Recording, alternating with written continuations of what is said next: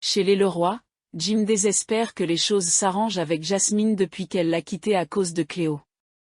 Même s'il lui est venu en aide la veille, le jeune homme avoue à son père qu'il a encore du mal à pardonner à son ex d'avoir cru sa meilleure amie d'enfance plutôt que lui. Mark lui conseille néanmoins d'écouter son cœur au lieu d'agir uniquement par principe. Chez elle, Jasmine peut compter sur le soutien et la protection de Lionel. Après avoir déposé Naël à l'école, Jasmine s'est assurée de retirer Cléo de la liste des personnes habilitées à le récupérer. Mais elle culpabilise quand même de ne pas avoir écouté Jim alors qu'il l'a constamment mis en garde contre elle. Lionel rappelle à Jasmine que ce n'est pas de sa faute si elle a été manipulée. Au même moment, Jasmine reçoit un message de Cléo qui se trouve aux portes de l'institut et demande à la voir. Lionel décide d'y aller à sa place. Il rend ses affaires à Cléo qui insiste pour voir Jasmine, en essayant d'expliquer que ce qui s'est passé avec Naël n'est qu'un malentendu. Mais Lionel demeure intransigeant. Il lui crie dessus pour qu'elle dégage. Suleiman intervient et prend le relais. Il souhaite à Cléo bonne chance pour la suite, mais celle-ci tente de le retenir en lui demandant de pouvoir loger chez lui. Suleiman déclare qu'il voit désormais clair dans son jeu et refuse de se faire manipuler à nouveau. Mais Cléo soutient qu'elle doit revoir Jasmine pour l'éloigner de Jim, qui est un mec toxique. Suleiman lui suggère plutôt de se faire aider. Pendant ce temps, Jim retrouve Jasmine dans la serre. Celle-ci en profite pour lui présenter ses excuses car elle regrette sincèrement de ne pas avoir cru son petit ami concernant Cléo. Finalement, Jim se rend compte que ses sentiments pour Jasmine sont trop forts pour que leur histoire s'arrête là. Il lui accorde son pardon. Réconcilié, le couple s'embrasse. Un peu plus tard, Suleiman croise Jim dans les vestiaires et se réjouit de la bonne nouvelle. Il laisse ensuite son ami se préparer puisque Jasmine leur organise une surprise au marais. Jim va donc prendre sa douche. Il laisse ses affaires sur un banc, dont sa gourde, sans s'apercevoir que Cléo rôde dans les parages.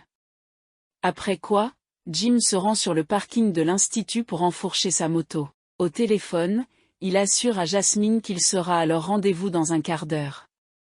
Après avoir raccroché, le jeune homme souffre d'un léger malaise.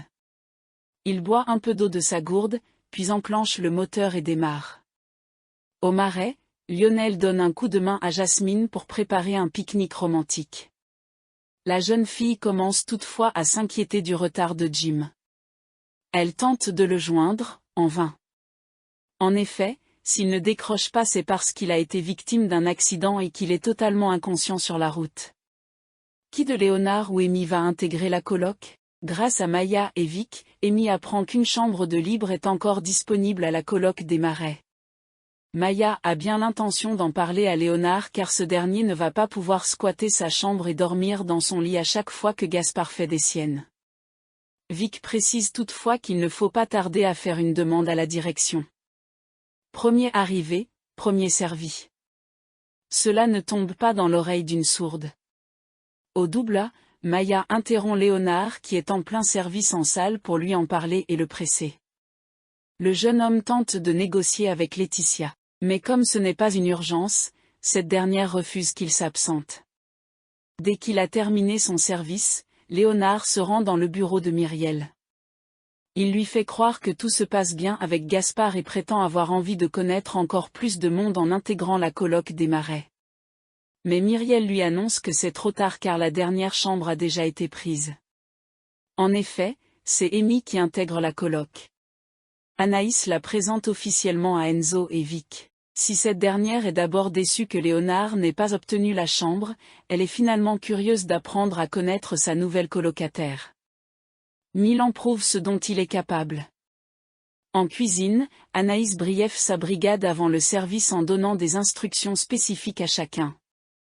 Elle garde évidemment Milan pour la fin en annonçant qu'il s'occupera du repas du staff. Même si elle lui donne carte blanche, cela ne plaît pas du tout au jeune homme qui exprime clairement son mécontentement. Pendant le service, Milan demande à Jude de venir goûter sa sauce tomate censée accompagner des pâtes et ce, uniquement dans le but de lui faire admettre qu'il a un niveau de cuisine suffisant pour avoir un vrai poste au sein de la brigade. Il est effectivement persuadé qu'Anaïs a créé cette histoire de repas pour le staff uniquement pour le mettre à part alors qu'il mérite mieux que de cuisiner des pâtes pour tout le monde.